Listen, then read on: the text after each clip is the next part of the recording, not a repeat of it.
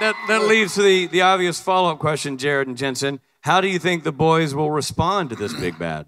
Well, I think we'll beat it because we're not the lose Chesters up top. It's a very good point. Yeah. Nailed it. So bad. Just so you know, That is so We've been working on that one for years. That's the most written bit we have for this entire panel. Worked on that for a week. I've never been so ashamed to be sitting next to you. There's a reason why Jared doesn't have a long sitcom reel. You know what I'm saying? He's a 1-hour drama man. Oh, stop it. Quit taking his side. You made him cry, I really did. I really upset him. I was acting. I totally believed you. I, for my part, in all honesty, we are not the lose Chesters, but for my part, I'm happy to see the boys. See, why did that get more laughs? If you keep saying it throughout the panel, by the end it'll kill. We're not the lose Chester.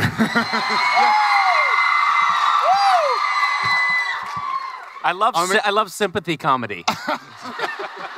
That's the only kind I got. Did y'all hear about the new movie Constipation? It hasn't come out yet.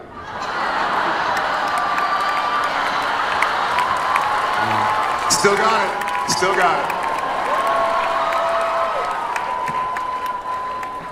For 10 years, I've listened to those jokes. And they're still not funny. Okay, so my question is, what is your favorite joke? Oh, I've told my favorite joke before. I haven't been here before. You're new? Well, I went to Dallas last year, but you had a baby, so you weren't there. Yeah. And I'm sorry, sidebar, lame excuse. Like, who doesn't show up to a party just because they had a baby? It's pathetic, I know. I've been reflecting on that, I know. Okay, well, I'm gonna tell it. You can't change favorite jokes, so I'm just gonna tell it again, those of you who've heard it. Guy hears a knock at his door, opens the door, sees a snail on the front step, picks it up, throws it into the yard. 2 years later, hears a knock at the door, opens the door, sees the snail, same snail. Snail says, "Hey, what was that all about?" You know what? You know that it's a fantastic joke because there's 2 waves of getting it. It's like, I get it. Because the first impression is, that's not funny at all. And then you have the second wave of, well, that's kind of funny. Right when I have to tell the joke, I get really bad at it. So I think I'm going to be bad at it. Okay. Oh my God. And worst of all, I haven't told this joke in a long time, so I know I'm going to screw it up. But here it is. Okay, so picture, if you will, this is the 1800s in America. It's still the wild, wild west. And this Hasidic Jewish family is going from the East Coast all the way into the wilds of the West. And they're on a stagecoach. And the father gets up on top of the stagecoach, and the stagecoach guy says, "Look, if you see any Indians, you got to tell me about it. And you got to shoot them." I've already screwed it up. So the Hasidic Jewish guy's like, "Okay, that's what I'll do. I'll tell you when I see these, and I'll shoot him." Okay, so they're riding along, and the Hasidic Jewish guy goes, "I think I see an Indian." And the guy goes, "What? How close is he? I can't tell for distance." "Well, I can't tell for distance." No, I can't tell for distance, but he's this big. That's what it is. Okay, don't shoot him.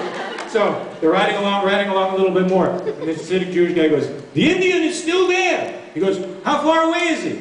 "I can't tell for distance, but he's this big." So the guy's like, "Don't worry about it, don't shoot him now." Wait, now my stagecoach guy is sounding like the Hasidic Jewish guy. Okay, but he's not. All right, don't shoot him now. So they're still riding. They're still riding along. So the Hasidic Jewish guy goes, "The Indian is still there." How far away is he?" "I can't tell for distance, but he's this big." The guy goes, "Shoot him now." "I can't shoot him, I've known him since he was this big."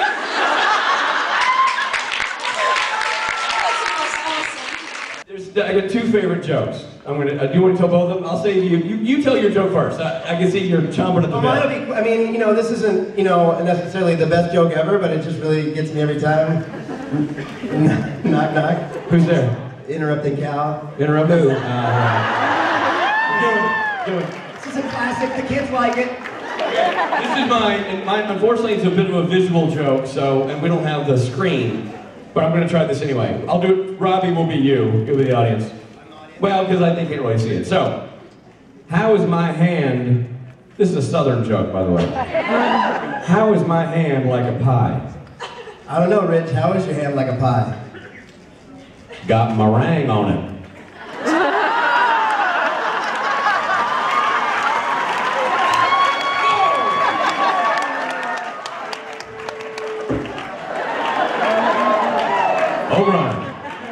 Hey, here you go. Yes. Knock, knock. Interrupting sloth.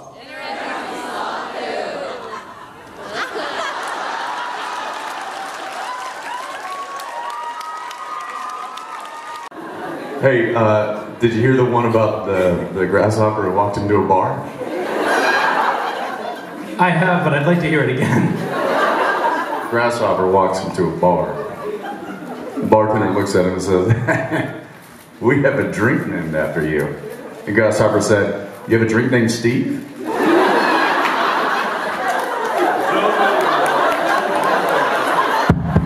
Is this thing on?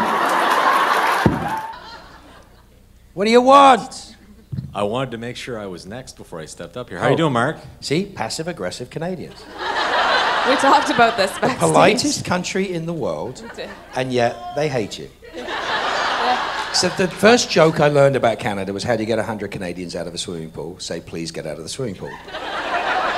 But then I understand that they're not happy when they've got out of the swimming pool. So it's taken me a while to work that. After 21 years, I'm like, oh, but they don't like you.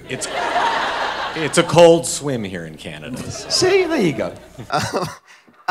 Jared, for you, it must have also been tough with him with the Mark of Cain this year. Like that was, it could be argued that it was even harder on Sam than it was for Dean to sort of deal with that. How do you think this season might change that?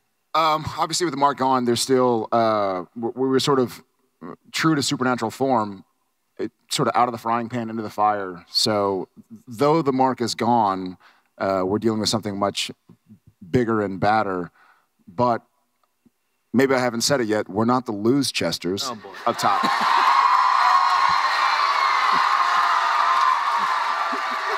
Yes. It's getting so tight, man. It's getting so tight. That Lose Chesters bit's getting tight. A little bit better each time. Well, the problem is we're slowly becoming the Lose Chesters. Oh, come on. Yeah, there's always one guy. One sour apple. One Lose Chesters guy.